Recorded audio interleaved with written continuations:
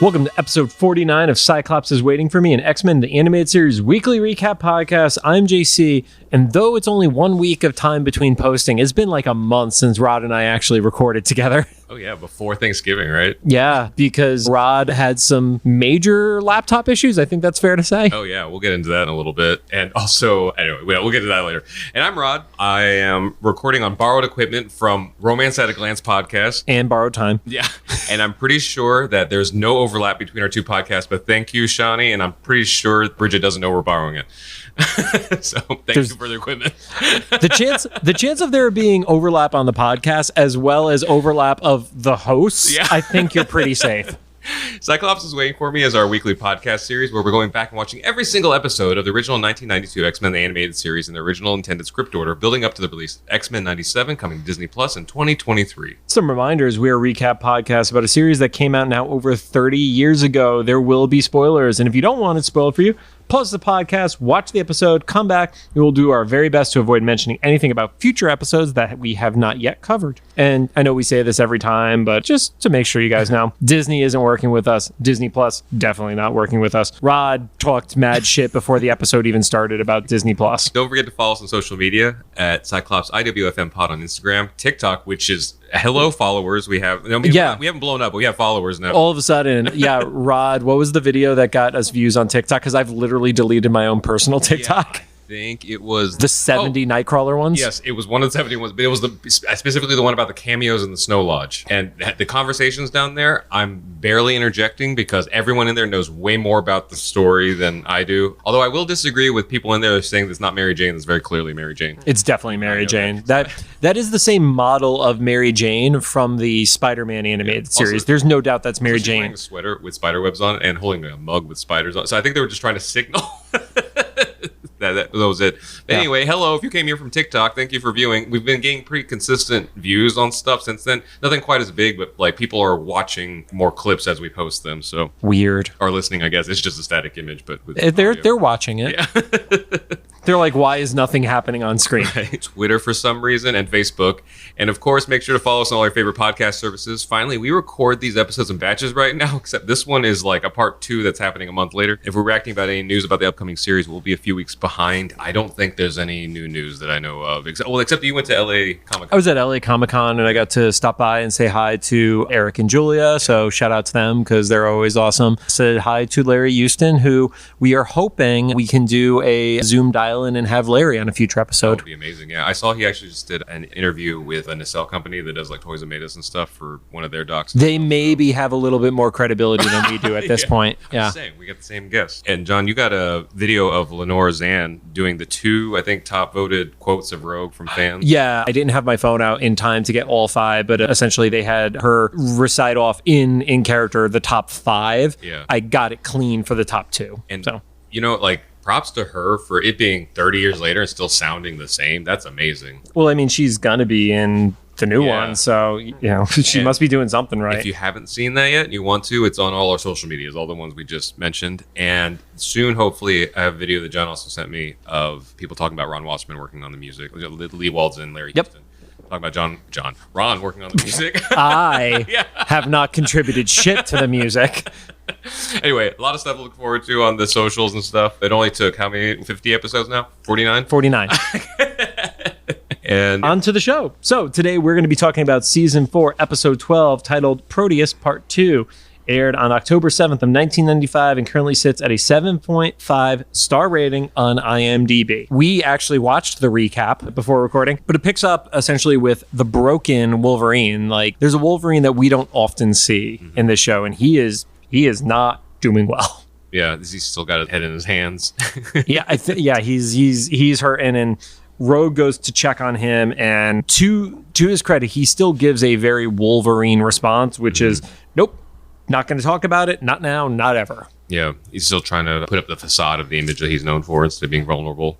Right. Even though everybody literally just saw him melt. I think the facade he's putting up is very much accurate to the modern comic version of Wolverine. Like, you literally don't get that version of Wolverine. Like, there may have been a little more like play with it back then, but aside from women he's loved in his life, you don't see a broken Wolverine basically ever now at this point. So Beast says they need to find Joe McTaggart because they know that that's what Kevin's goal is to find his dad. And Moira flat out says that Joe won't take the help. Yeah. And so Xavier says, well, maybe he'll take protection then, if they can try to meet on the middle ground. Right. So jump over and we're in the city and there's a campaign rally being set where Kevin arrives and he sees the poster of his dad, but it isn't just his dad. It's his dad, his new wife, presumably, because he's all about family values. Yeah. So there's no way that guy would ever cheat. And also 2 children. We have to keep in mind that Kevin is essentially a toddler in a superpowered teenager's body. Yeah. So he has no actual like human experiences because the way that it's presented in the first episode is he's barely ever, if ever, left Muir Island because they knew he was a mutant when he was born. Yeah.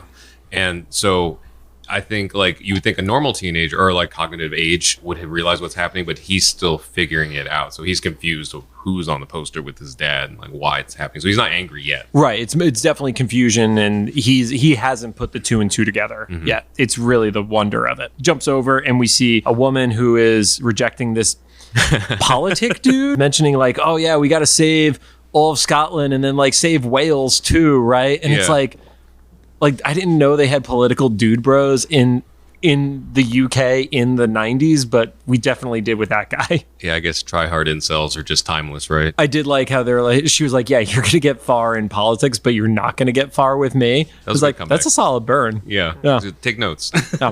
So as this woman leaves this dude, Proteus absorbs into him. So he got something. Yeah. So here's one of the facts about the episode. In the comics, that would have killed this guy. Oh, really? Yeah, in the comics, absorption leads to death, whereas in the show, it just knocked them out, essentially. So what I thought Fitzroy does to people when he portal hops. Right, and you know what? I never actually looked up if Fitzroy absorbing somebody kills them. Mm-hmm. I'm going to. I'm going to assume it's like similar to like Rogue, where it's like the level of how much you absorb. Yeah. So if Fitzroy goes back like a week in time, it's just like a headache. But if he goes back like 55 to 100 years, it's definitely going to just murder them. So the X-Men start arriving. Wolverine feels that Proteus is nearby as they're flying in. That has to be unnerving. Yeah, it's like you got away from this thing, which is. I don't want to say the most traumatic experience of his life because the dude has literally had liquid metal absorbed into his bone structure, but it's got to at least be like, let's call it top 10 for Wolverine. Yeah, right. And I assume that for Wolverine, it's a physical feeling instead of like a yes. Professor Xavier is like a telepathy kind of thing. And I think this one, because Wolverine's used to smelling people and stuff, and sensing that. This has to be like a hyper, like not even smell, like the sixth sense, like, in his bones kind of feel it. Yeah, I could totally see that. Like, it's kind of like, when somebody says like chills down your spine or like, your stomach starts churning, something that you don't know why you feel it normally in real life, but Wolverine's like, no, I felt this about an hour and a half ago. He literally turned my stomach into butterflies, probably. It's awful. That's a terrible, terrible thing. So Proteus runs as the X-Men arrive. He releases the man. I don't know if it showed up for you, because sometimes I wonder, like, when I watch it, I watch mine on my Xbox usually, but this went into like one of those like really, really bad animation scenarios. You had the glitches too. Yeah. Okay. So I had noticed has a bunch of glitches. Yeah. Yeah. I need it like one day when we see one that's really bad glitches. I need to pull up the DVDs that I have because I did bring those back with me and see if that has always been that bad and it's something with the transcoding or something, or it's like just bad on Disney Plus. I'm genuinely curious about that. Yeah. I feel like it's an issue with the original animation in this regard. Yeah, because the VHS transfers back in like the early 2000s and stuff were kind of comedic. Because I had a friend that liked old samurai movies, and you could see tracking lines and also play and stop on the screen on some of the DVD transfers. Perfect. So the X-Men approach. You actually see Kevin inside of the Proteus form. Is a fair way to say it. Which I much prefer over what happens later that I'll address, like when Proteus has to start talking. It makes more sense to have like the human form of him inside to talk, because Proteus doesn't have a mouth. I don't know if we've said that so far. Like the like amalgous form he has like eyes and stuff. He doesn't really have like a. It's a mouth that pops up at times. Yeah, so that's what I was getting at. It's like when it pops up, it's kind of unnerving. Yeah. Yeah. So Moira tries to talk Kevin into just going home, and he still doesn't believe that Joe doesn't want to see him, which, you know, for like a little kid, you think of a toddler, like that makes sense because he just experienced in the previous episode, his last reference for a father was the guy that tried to save his son that Proteus kind of accidentally possessed. Yeah, in the last episode. So his last impression was like, oh, this man wants to protect, you know, my father wants to protect me. So he doesn't believe his mother. This is a really confusing soap opera.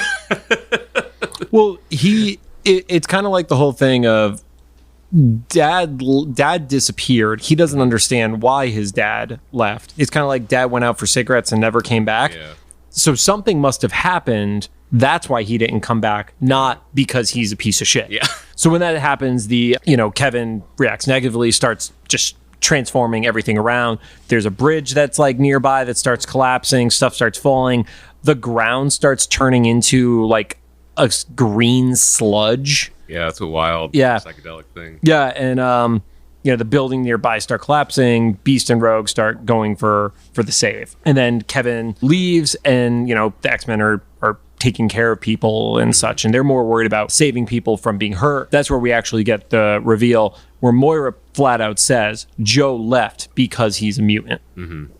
Because of Kevin specifically, which would destroy him. If he's told that point blank, especially if he hears it from his own dad. Yeah. Like if this person who is already emotionally stunted because they've literally lived in a lab their whole life, going on a rampage right now and is essentially a kid, there's no way this ends well. Yeah, and I think even as a more mature or fully grown adult or something, that's still going to be an easy thing to hear. Oh no, somebody's getting punched in like the jaw for that. Yeah. Not to say that it's okay to resort to physical violence, but I could totally see somebody, and I would understand if they clocked their parent for doing shit like that. Right, and that's tough. I'm old enough now that I have a few different friends that, of course they love their children, but sometimes their relationships with their spouse or partners didn't work out. Right. And quietly, they've acknowledged, still love my kid, but if it were not for them, my partner's relationship would still probably be happening. So it's a very complex and nuanced thing, and they also obviously had the forethought to not share that with their children. Right.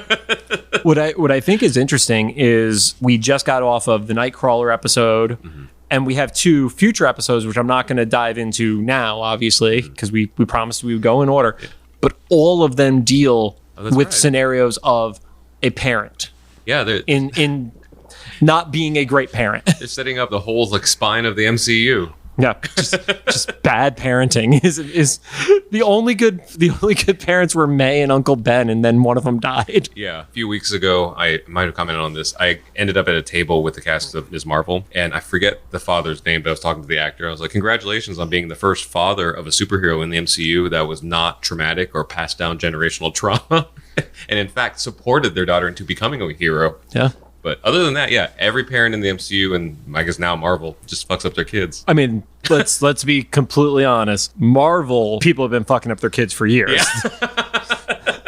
So as they're worried about, saving people and such, we see Kevin absorbs into a nearby cop. He figures the cop would be a great way to figure out where his dad is, and he says he would know where dad is. So we get a little bit more of that information about the power set. So like Rogue, I gather that when he absorbs into somebody, he also gets a bit of their knowledge. Yeah, or he's able to peek around. Yeah, he's able to open some of those doors. But similar to Rogue, when she absorbed Carol Danvers' power back when, he doesn't know how to control it. So it's not like he's going to be sophisticated enough to actually poke around and find all the things he wants in this person's head. Oh, right. Yeah, it's like being at someone's house that you've never been to before. Yeah, you just start opening random doors kind of scenario. We have a moment between Moira and Joe. Moira is basically saying, you just need to talk to him. He needs to know the truth. And Joe, being the piece of shit that he is like, oh, I can't this wait until after the election. Yeah, he says he doesn't want to remind the public that he was divorced. Yes. Which interesting wording, because he's not trying to hide it completely. He's just acknowledged that it's been away from public consciousness for a decade or so. At least a decade, because those kids are definitely 8 or 9 years old. I think at somewhere they allude that Kevin is roughly, they say he's a teenager, so he's at least 13. I estimate 13 to 15 kind of. They may have said it in the previous episode. I just don't have the number in front of me. Yeah. But yeah, so he's been split for, let's call it, at the least 12 years. Yeah. because he ran off when Kevin was in a stroller. He shoots back. He's like, just tell him it's Xavier's his father. That's what he always wanted in the first place. Yeah. Which, I'm not arguing with. It's like, at this point, if it wasn't for Kevin wanting to talk to Joe specifically, be like, yeah, let's just wrap this up. Everybody can get what they want. Yeah, like if Kevin would have been okay with the relationship with Xavier instead, that would have been a much probably healthier lifestyle to go with. But, he refuses to accept the help, and he shows he has like guards of his own, essentially. Good TV trope. Yep. Great generic guards. I really feel like they all wear the same outfits and they just like swap heads essentially. Yeah. But it literally feels like, your standard stereotypical goons. Yeah. Yeah. And every big bad thinks that like a couple like just normal dudes will be enough against.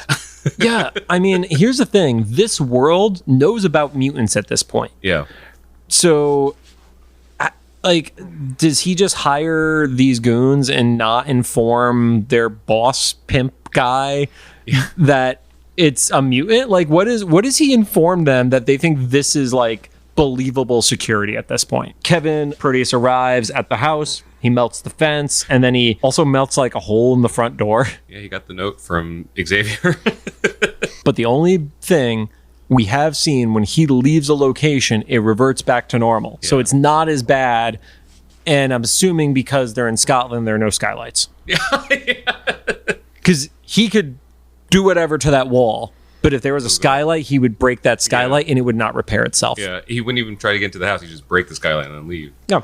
So starts, going around the house, sees the kids playing in it and stuff like that. And he realizes that there's going to be one of these big campaign rallies because there was a poster in the office, which you must be the most arrogant person on the planet, that it's not just a poster of yourself, it's the poster for the campaign rally that's happening in 24 hours. I've been to enough rich people's houses that's not too far off.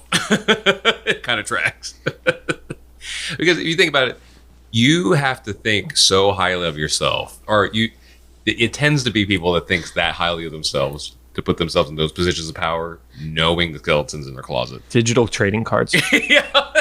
And then as Proteus is starting to leave, Joe's wife actually sees him on the exit. Yeah, which they never address again. No, but it made me laugh. You know what that kind of tells me? One, his wife and his kids are not at any of these campaign rallies with him. Yeah. That's all. They're just there. They're just there for the posters. Yeah. Is he that much of a piece of shit that his wife is just probably insurance? Oh yeah. Jeez. Yeah, I didn't think about that. That kind of gave me, speaking of the digital trading cards, if you know what we're talking about, person that we're if you know, you know. Yeah. When I'm thinking of this person's partner, I kind of see this where it's like, we have the agreement. I get to spend the money and stay home. I don't do much with it, Yeah. I kind of see if you're with the Joe McTaggart. Yeah. Like maybe that is the deal. Like I get to live in this house and have some sweet kids, and then you go do your own shit, okay? Yeah. And you're going to be a politician who's going to make a lot of money, and I'm just going to get to spend the money. You're going to go off on your campaign rallies and probably say that stuff. Yeah, bang some fucking hookers or something, and maybe he's definitely fucking a hooker. Yeah. Well, I guess paying them, yes. Oh yeah. No, he's definitely paying for sex. So we jump back over to the building where this rally is taking place. Rogue is on surveillance duty, and she sees Joe talking to the guy who's in charge of these thugs that we were alluding to earlier. The dude literally looks like a pimp. Yeah, I was actually wondering if that was a specific character, but I'm guessing not. If it is, none of the websites that do the like notable notes and trivia and stuff like that, he almost had a vibe of Fancy Dan, who is part of the Enforcers, mostly known for like Spider-Man and stuff like that, some Daredevil and stuff. Okay.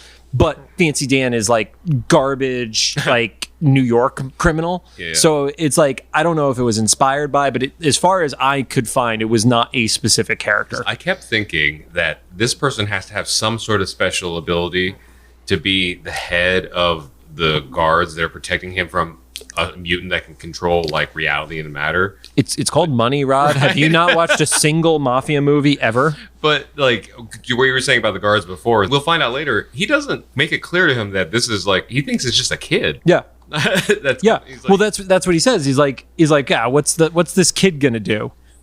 And Joe's just like, just don't get careless. And I'm like, you're not informing them of shit. Yeah, and that's not even a selfish thing. That doesn't help you if these people don't know what they're dealing with. One, just be smart enough to not inform this guy that the person attacking you is your kid. Just be like, there's this crazy fucking mutant. I need you to protect me from the mutant. Kill the mutant. Like, just say whatever you got to say. I don't know. I would be a better criminal than Joe, I feel like. You start that hashtag. No, let's please don't. JC for crime. Rogue basically takes off just in time to not get spotted. And she's like, I need to take a shower. I like that line after hearing all this. Which same. He just feels like a scuzz bucket. I'm like, I hate him so much. It's like, this is where in the comics where they probably could have gotten away with killing him if they wanted to. Yeah. And I would have totally been okay with it. Yeah. But get your Joe McTaggart trading cards, only $99 a piece. Will sell out in a day. So jumps over to the rally. Rogue makes a comment about this dude who's, all about family, but he's literally just like great at abandoning his kids. Mm-hmm. And then Rod, here's one of the fun tidbits about this Beast's book. I was wondering about that. Okay, so explain what your perception is, and then I can give some info. So my note just says, at the rally, the X-Men are staking it out. How is Beast hiding? Beast in a trench coat. Yeah. Yep. Which we've established in this world works. It is no different than fucking Raphael in Ninja Turtles. Yeah. And then it's like, and why is this book blurred out? And all you can see is making the... So, the book is actually the making of a president, which was about... Which I believe was about JFK. Oh, okay. From what I understand, the reason it got blurred was just because at that point, the book had not fallen into public domain. So that's why stuff like Animal Farm and things like that, they were old enough that nobody ever kept up the copyright to prevent them from being referenced in other media. There was still some sort of possible dispute. So instead of dealing with the dispute, all the versions of the episode have that blur over it. Interesting. Yeah. Okay, I didn't even know that was the thing. I just assumed that stuff that's kind of used in the background, but not plot point. But I guess lawyers know better. But. I mean, I think it was probably one of those, like, it's just easier to blur it than risk it getting a takedown. Because we've seen, there are episodes of cartoons that will air once and then disappear for forever. Pokemon, perfect example. The Porygon episode, the one that gave kids seizures. Okay. Like, that thing broadcast, and then it had to basically be reanimated to prevent the epilepsy trigger from happening. It wasn't just animation. That was just that whole time period, like 80s and 90s, like the whole Wonder Years series. Mm-hmm. There's only like a very few people who have the original episodes because they never licensed the music properly because it was never meant to be like on home release. Of course, because at that point, home release wasn't a thing. Yeah, so I think there's it's like a super small amount. It's like a couple hundred people that paid into some sort of like crowdfunding thing to get one specific DVD release set with the proper music license for it. Oh, wow. Because like even if you stream it now on whatever streaming service it's on, that's not Joe Cocker singing at the beginning, and they don't credit whoever it is. Right. Some guy who's clearly not him, but trying his best. Got it. Well, good for him. So yeah, Beast doing his research. Super low key surveillance. Yeah. We have Wolverine in the basement, who's like mega tense. Yeah, rightfully so. Why is he on duty though? It's the morph thing. Yeah, what are you going to do? Leave him behind? You're gonna. So here's the problem. If you have to kill something, he's the one who's going to kill somebody. Yeah. There's a reason why in the comics he is a part of X-Force in multiple iterations of the X-Force. As soon as X-Force becomes the X-Men's Black Ops team, there's a reason he's always in that team. It hasn't set in like how traumatized he is. Yeah. And he's like we talked about, he's trying to tough it out, really. But like I think he sees a rat or something like that, and that totally like makes him skittish. Yeah. And I feel like the comic book Wolverine would have literally just like stabbed it through. Splinter. Yeah. And then we see Proteus arrives and he absorbs right into one of the goons. Which that was because Chekhov's goon. Gun? But goon, right? I think I know what you're going for. Chekhov's gun, but like They introduce these like powerless goons and a being that possesses people, so that's not how Chekhov's gun works. Okay. Chekhov's gun is you see it in the first act and it's used in the third act. Yeah. Well, that's what I mean, though. It's like they showed these goons randomly, and it's like I knew they were supposed to be protection, but like then later it's like that's how you get to them. It's like you have this person that can like possess people closest to the. I agree with your foreshadowing. I agree. Yes, I agree with you. I agree with your plot point. I don't agree with it being the Chekhov's gun scenario. But that's totally fair. We're allowed to disagree on stuff. But as the absorption happens, he gives his speech, and there's no other way to describe it, dude. It is the most like conservative bullshit speech of it's all about family and the children. At this point, when I hear that, I don't believe that politician in real life. There's no scenario. What about the children? Yeah. And this is not really a spoiler, but I also know that you don't care about Avatar spoilers. Oh, God, no, I don't care about Avatar spoilers. And also, the movie has been out for over a month by this point. You hear this? You know, I was coming in like critical of the story because of the first movie of the second one. What story? Yeah, exactly. But the second Avatar movie has a significantly improved story, and they do address the what about the children stuff. Meaning it has a story? It does have a story. I'll give them that credit. But they do address the what about the children thing. And I'm like, you know, good on you. Because essentially it's like there's people who actually care about children, and there's people who say they care about children. Right. And they are very mutually exclusive. Okay. But I think that in real life too. Our mutual friend Megan Todd just says, like, you know, the people who brag about how much they work out should be too busy working out to brag about it. You should. It's very similar. But if you haven't taken a picture at the gym, did you really work out? Yeah, exactly. So if you're actually taking care of the kids, you probably don't have enough time to constantly be talking about it. Right. And of course, hearing this, it triggers Rogue because, you know, he obviously cares about kids, just not when they're his. She has a flashback of, you know, her with her dad and stuff like that. At that time, there's some psychic interference that hits as Proteus starts going up to the stage. And that's where we get the Kevin reveal. And Kevin starts attacking everyone. Rogue and Beast try to get in between, and they're still in the defensive mode. They're not in attack mode on this one. And they're just trying to, like, calm him down. And then Beast, to all of his, like, intelligence, says the one wrong thing to this kid of, you're frightening him. And that's part of what triggers Kevin to go off. Oh, wow. Okay. I didn't know about that. Yeah. Wolverine sees what's going on and then... Just nope. Yep. He literally nopes. That's actually the perfect description for it. He literally just nopes it. Yeah. It's almost like if you were playing the video game, you just turn around and leave. Yeah. It's like the Batman meme that keeps popping up in my Instagram reels, where there's Batman who is investigating like some mob boss's bedroom or something like that. And a goon opens the door, sees Batman. Batman just looks him in the eye, and the goon closes the door. One of the other guys in the hallway is like, see anything in there? Guy goes, nope. I haven't seen that, but that's perfect. The next time I now have this problem because I interact with certain like memes, whether it's like anime or classic animation, that they just continually pop in my feed because it's the same audio. Yeah. So the audio keeps resurfacing the same way a music audio would. So the next time it comes up, I will send it to you because it literally, like, the caption is usually like the smartest goon in Batman the Animated Series history. Yeah, that's great though, because that's most goons should be like, yeah, I don't get paid enough. Okay. No, this dude looks at him and all Batman does is like slightly look over his shoulder, and that's it. And it's that is the smartest man ever because he has plausible deniability. Yeah, he's like, I'm gonna go home to my wife and kids. He's going home to like do meth, but yeah. So, you know, that's when fight breaks out. There's like this gas that consumes Beast. Then they wrap up the cops in like floorboards, and then Rogue gets wrapped up. The pimp gets pushed over.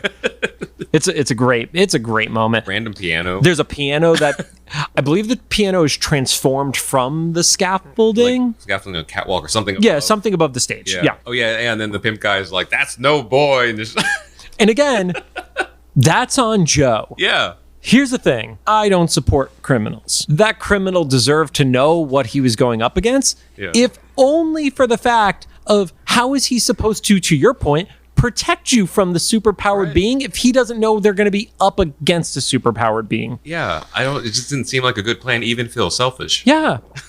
like, okay, are you like going to cheap out on your goons? And then you've also rejected the help offer from the guy who has superpowered people on his side? Yeah. Joe's a stupid criminal. The only thing that I could see... And he's definitely a criminal. Let's be fucking clear. There's no way that dude has gotten to where he has without some shady shit. Other than maybe the only thing that works in his favor of not being a criminal is he picked the most worthless goons ever and didn't know that those guys sucked. I was going to say, there's no way he couldn't have known they sucked, but I guess we're talking about... Well, Talk about the same dude who didn't do any research about his own son. Yeah.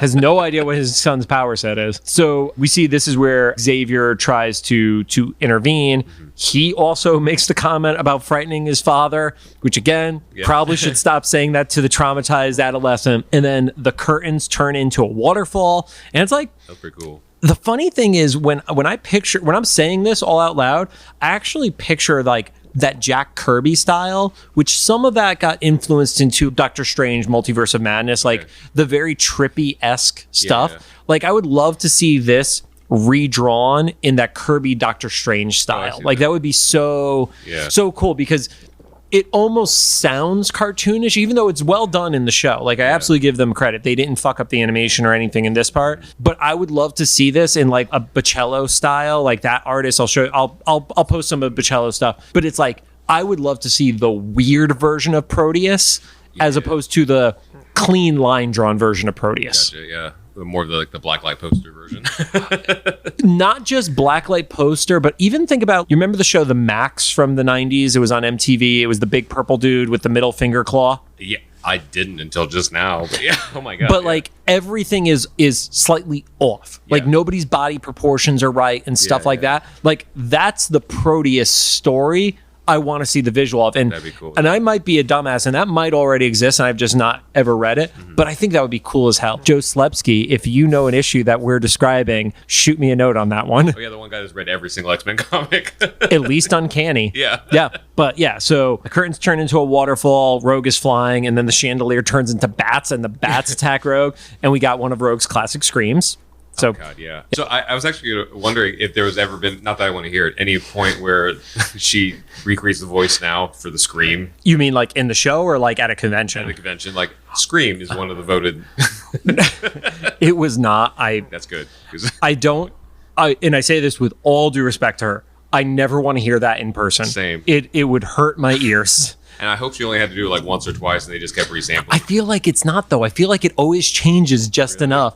I feel like she's method enough that she's like, I'm going to destroy my vocal cords. That cannot be good for your voice.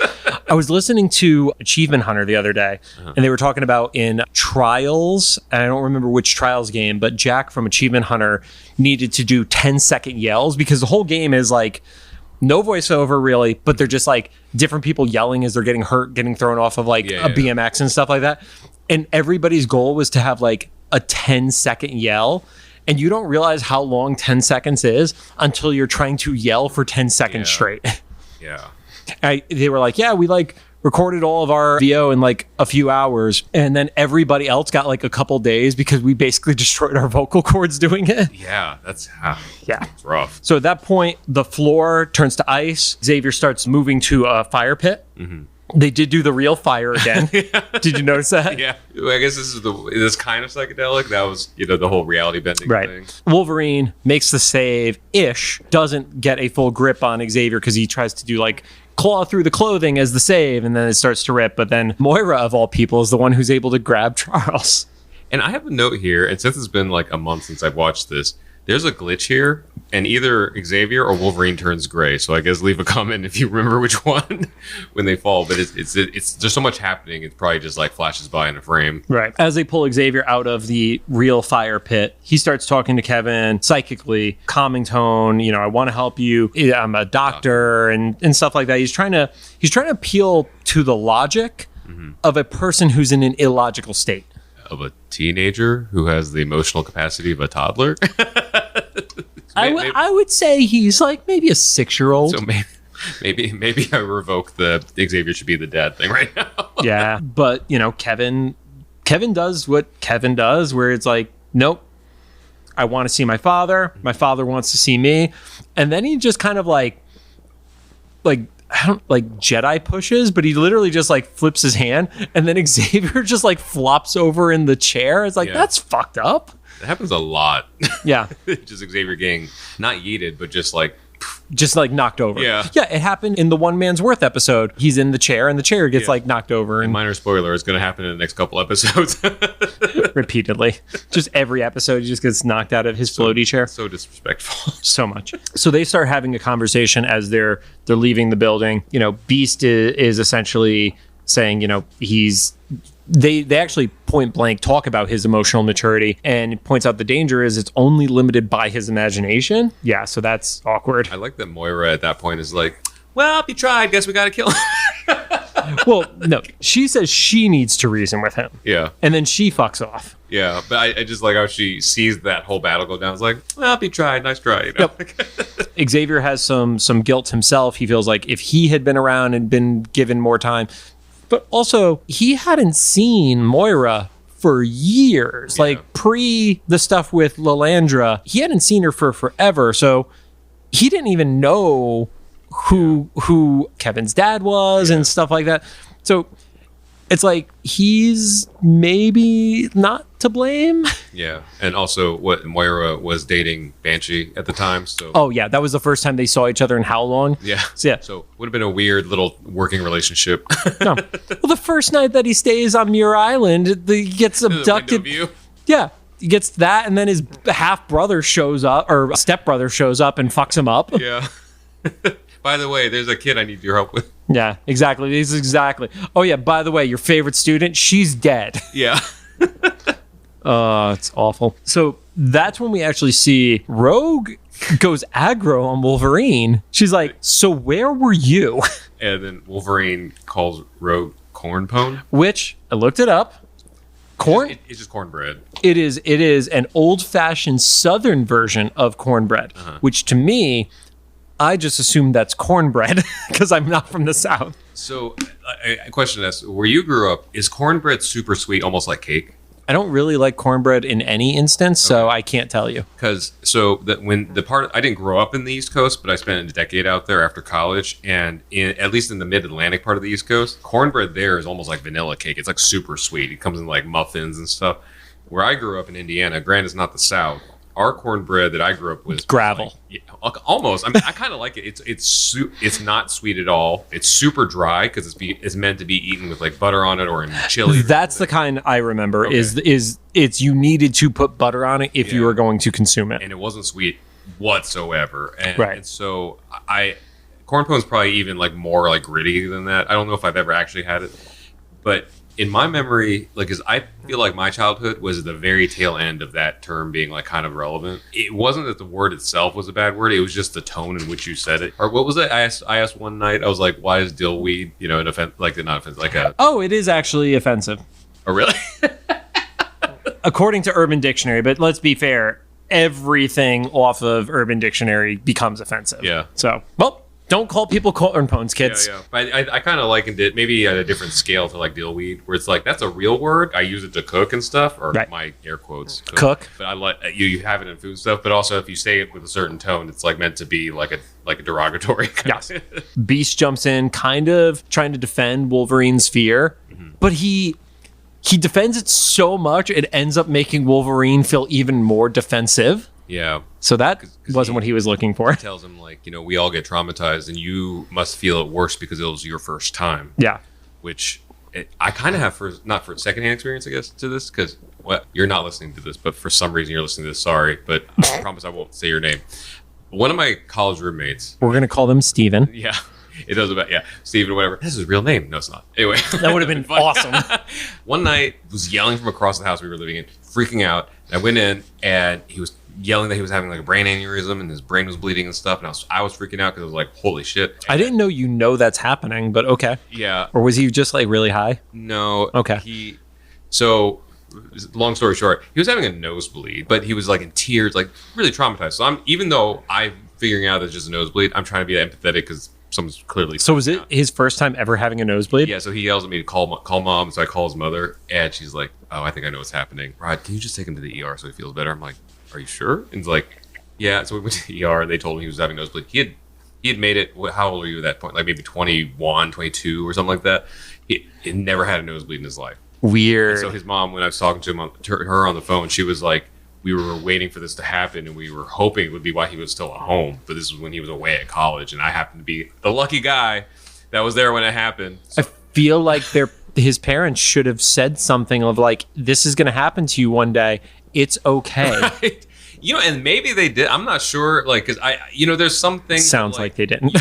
you see, and then it just doesn't hit you until, like kind of like Wolverine being liquefied or whatever, like there's probably been like similar. I love that we've compared the trauma of Wolverine becoming liquid Yeah. to your roommate getting a first nosebleed in his early 20s. Yeah. I'm just guessing, like, you can see it and maybe even witness it and then just think, like, oh, that's a thing, but then to have it happen to you or whatever. But, so going back to, like, Beast telling Wolverine, this must be so horrible for you for it happening the first time. And I always carry that memory of that roommate with me. Whenever something even mildly traumatic happens to someone, to try to have a little bit of internal empathy, even if I want to laugh at it, right. You just don't know what kind of panic's going on in someone's brain or something like that. But also, I blame his parents. Right. Here's the thing. By 13, if your kid hasn't had a nosebleed, punch him in the nose. Right. Accidentally elbow them. Don't break it. Just give it a little blood. Or just, this was the 90s, when you were allowed to hit your kid. Oh, yeah. but also, I was thinking more like dodgeball then, when you were just, like, supposed to get nosebleeds. Yeah, you could accidentally, air quote, hit your kid. I just picture... Kaput. Yeah, just full on fastball wind up at this kid's face. I remember track and field day when I was in elementary school getting hit in the face with a basketball. Mm-hmm. And from then on, I've just been prone to nosebleeds. It's just a rite of passage, I guess, of being a 90s kid. You're going to get hit in the face with something hard. For me, it was really bad allergies and growing up in the very dry winters. So in the winters in Connecticut, so when I visit Connecticut for the holidays, which will have happened by the time we posted this episode, I'll probably have had about 3 nosebleeds in the week that I'm there. Yeah. Just because I'm so not used to that dry cold. So yours is both environment and genetics. You have like the... Oh, yeah. Also, Happy New Year, everybody. I forgot. This is going to be right after New Year. Yeah, or New Year's Day. Will it? Oh, my God. Yeah, I think... hilarious. If my mental math is working, I think this goes live on January 1st. Hey, so I'm right. Happy New Year. Second, because we post on a Monday. Yep. Because I do the programming of setting everything up for the upload on the Sunday. Gotcha. Yeah, so Happy New Year to me. So this will be the first thing you do in 2023, set up this podcast. Way to make it sound depressing, Rob. So they start their infighting. Wolverine, obviously, like I said, gets more pissed. And then Professor X pops in the middle and he's like, stop the petty argument, which, yes, that you should. One, everybody just shut up. Yeah. Which is what Scott would have said. And then he kind of, brings everything back into perspective of like, regardless of how you feel, which I would be a little worried about Wolverine going off the reservation again and having another feral moment at this point. But he's like, Moira might have to destroy her own son. And I need you to help me to make sure that doesn't have to happen. Also, there's a mutant that controls reality that's just been gallivanting around in the time that you've been arguing. But when they left the building, they very casually went down the side staircase. They know he's out of range. I just mean as far as like public responsibility. Yeah. They don't hear screaming. Yeah. He's already far enough away instead of following the screams and the trail of destruction. Yeah. That evening, there is a follow-up rally, and it's a little more like, it's not like a chamber of Congress, but it's definitely more of like it's like a town hall kind of. Yeah, like a town hall vibe. There's more people, there's reporters. Joe stays on brand for everything we've been insinuating about collectible trading card guy. Tries to blame the attack on his opponent. Bill Wallace, is that a? It's not a significant name as far as I could find. William Wallace, maybe. I don't even know the. I was gonna say I don't know the context of William Wallace off the top of my head. I just know the name. I'm not a history guy, but no, you. Yeah, I can't remember 20 minutes ago. Yeah, seriously, I'm shocked we've been talking about this episode for this long and we haven't forgotten shit. And then he makes like a really bad joke too, where it's like lucky to be anywhere. And it's like, oh, that makes me really want Kevin to murder him. Right. Which I would have thought would have been like kind of a stretch until last decade of politics. Or just any politics, but specifically for me. Last decade. Yeah, last decade's been the rougher one. But the X-Men are there. Rogue gives your favorite line of the episode to talk about him. Oh, slicker than hog fat? Yeah. Yeah. Yep. Full of them. Then Joe continues his bullshit speech and he's saying how invested he is, and it's, the love for his children, knowing who's trying to attack you, Joe. You're a fucking idiot because you literally know this dude is your child and following you and trying to kill you right now. Giving real Georgia runoff vibes. Yeah. So at that point, Kevin starts yelling, like it's like a moan yell throughout the entire area. And as that happens, Wolverine runs off again. It's like the spin your joystick around, X out, you know? Yeah. Joe tries to like blame it on, oh, this is a trick. You're trying to ruin me. I don't know if he's just an idiot at this point. Well, it's a very centered way of thinking. Narcissist? Yeah. Yeah. Well, narcissists, and even I would even argue like more so. I guess that is a narcissist, but like just people that aren't even part of your, are actively trying not to be part of your life, right? Still centering you. You know, it's like this kid clearly just wants to talk to you. So I guess it is in that way, but it's not trying to ruin you. I don't know. It's just really weird. Like everybody's out to get you kind of thing, right? If you're not on my side, then you must be against me. Yeah, when he's already clearly a privileged position. Yeah. So the X-Men act like they're going to get ready to jump in. Xavier has them stand down, and Kevin continues to move towards Joe. We see Kevin developing again underneath the energy and stuff like that. And on camera, Joe runs away from his kid. Yeah. And to me, I put a note there too that Proteus, he's done this a couple times, but like he gave himself a mouth. Yes. And I was like, wow, that was so unsettling. I would have much rather just have the human. Well, because it's not a like traditional form of a mouth. It's kind of like, it almost feels robotic because it's a perfect like rectangle kind of scenario. It's weird, yeah. Yeah. It's like when they try to give animals mouths that move when they talk on like TV shows and stuff, instead of just being like, you remember Wishbone? He just talked and we just assumed he was telepathic. But then sometimes they tried like these animated things and they just give these animals like mouths and like, your muscles don't move like that. I don't want to see that. It's pretty terrifying. So Banshee arrives with Moira. Wolverine actually does a return. Yeah. And he's like, nope, not this time. And then Proteus does the nicest attack of anything he's done in the entire episode, where he storms Wolverine. He just blows him away with wind. Yeah. Instead of liquefying him again. I don't think that dude could be liquefied again, man. He's had a rough 24 hours. Yeah. Moira is kind of briefing everybody. Is like, yeah, this is the device that we use to control him. Low power keeps him under control. High power might ... Which is, so that's another one of those like, what about the children moments? It's like, so you were actively using a device to control a child that had the capability of ending them. We call that Dimetap. We want you to go to sleep. Here's Dimetap. Yeah. Don't drink the whole bottle. Yeah, that was wild. Oh, wow. But Xavier hops in. He does not want them to go to the last resort. He needs to give one last shot. I think at that point he knows if he screws this up, he's probably going to die. Yeah. But he, reintroduces himself. He says he wants to help Kevin fix his rage, and he goes into the most like submissive position possible for him, which is just like he puts out his hands up and like just absorb me. Yeah. You can poke around my house. Right. That sounds like a pickup line, but it's not. Just referring back to the reference we made earlier. Yep. Like, so you can see that I'm genuine about this, and you can actually.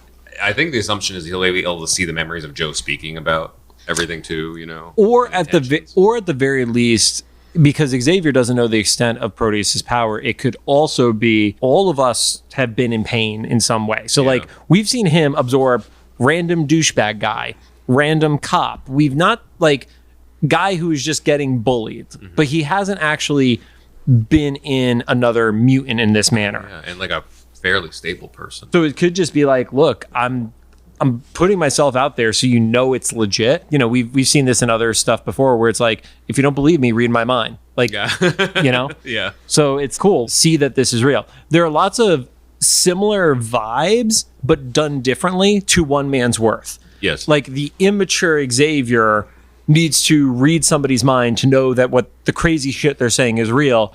And for this kid who has no emotional growth on him, all he knows is what he believes to be true or false. So if he goes into Xavier, it's like, yeah, I've had a really shitty life, dude. Like, I know what hurts. I get it. Yeah.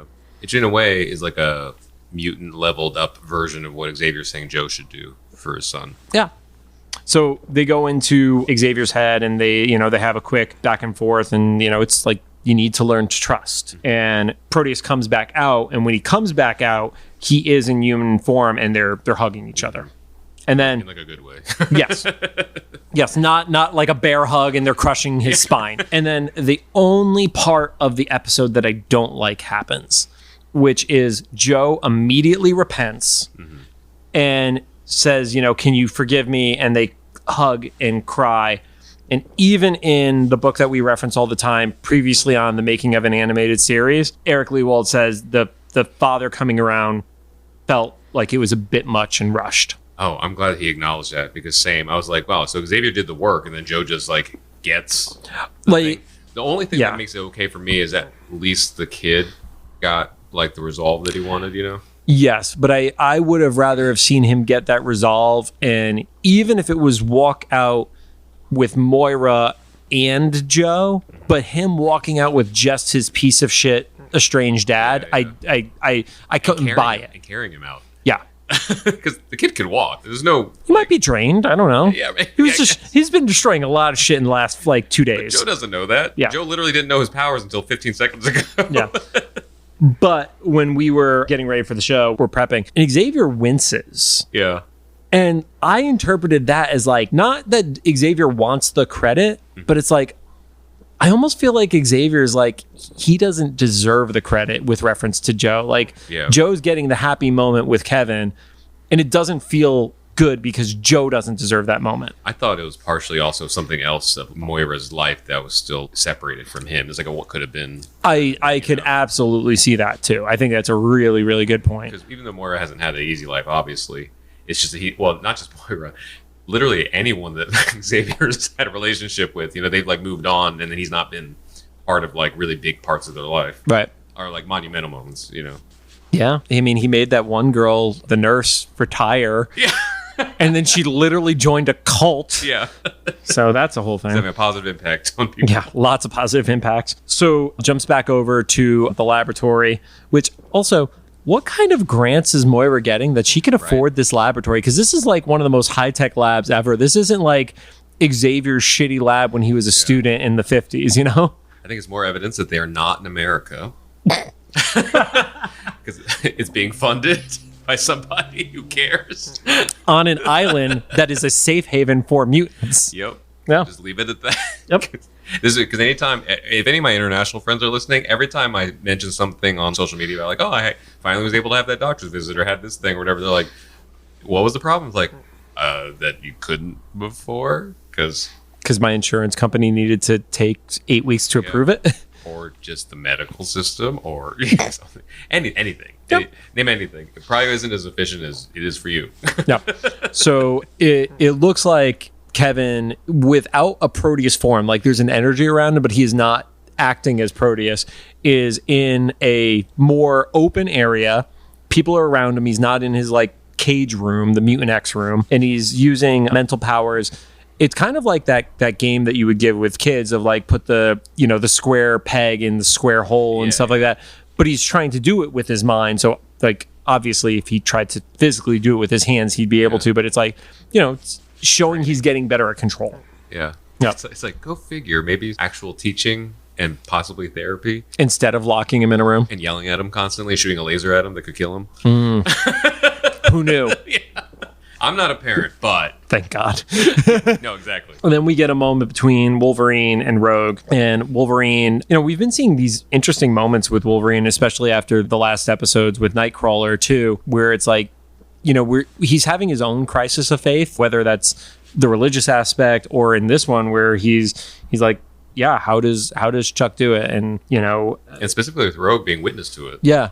And Rogue, is like, we all get shook up because Rogue is open about her vulnerability. Like there are certain times where she's not letting everybody see when she's sad that she can't touch people. She kind of keeps that one a little close to the breast. But when it's like, she doesn't pretend to be a superwoman because she knows she isn't perfect. And it's probably pretty clear to everybody else, and she knows it's clear to everybody else that like she's pretty traumatized emotionally. But she's like, everybody gets shook up, and Wolverine's like, well, I don't, and then walks off. And it's like, man, some of these episodes, like, and I say this as somebody who loves this show, some of the episodes end on a fucking gut punch, which again, the opposite of what we used to experience, because everything used to be wrapped up in a nice bow with a happy ending. And the more you know. Yeah.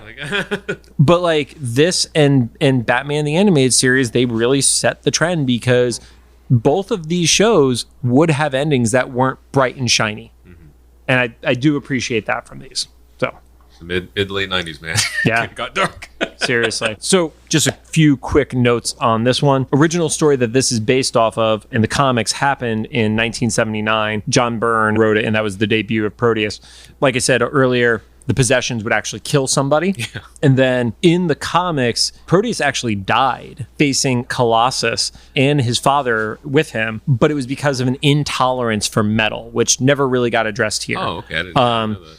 I mean, it was one of those things that was very specific to the comics. It was kind of like, what is the kryptonite for this? Because that was very comic tropey at the time. And for him, there has to be a weakness, so there's no conflict. Exactly. Yeah. So this, as a more mature story being told, literally 15 years later, they were able to take it from the emotional standpoint.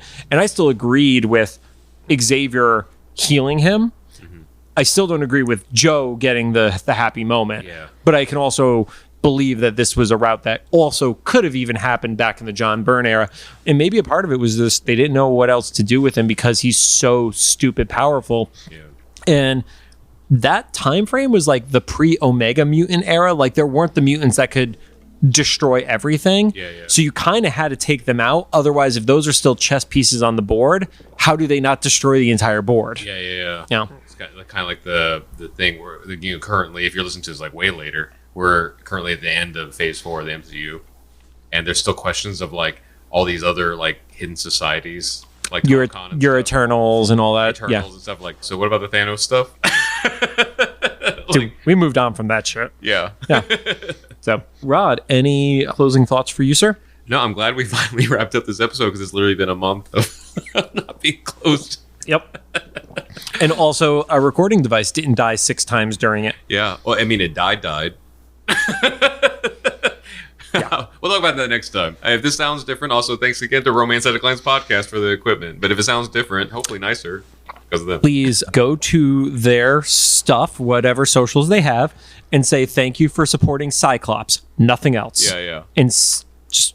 And if you're interested, they read romance novels and talk about it every week. So if for some reason there's an overlap there. Do they have really short ones that because I can maybe get 60 pages deep and that's about it. So I think they specifically do read short stories. Although I will admit that, and Shani knows this, I don't listen to because it's not my thing and stuff. But I think she said before that they read like pretty short stories because I guess that's how romance novels are now, is that they're relatively short. Okay. So I don't know.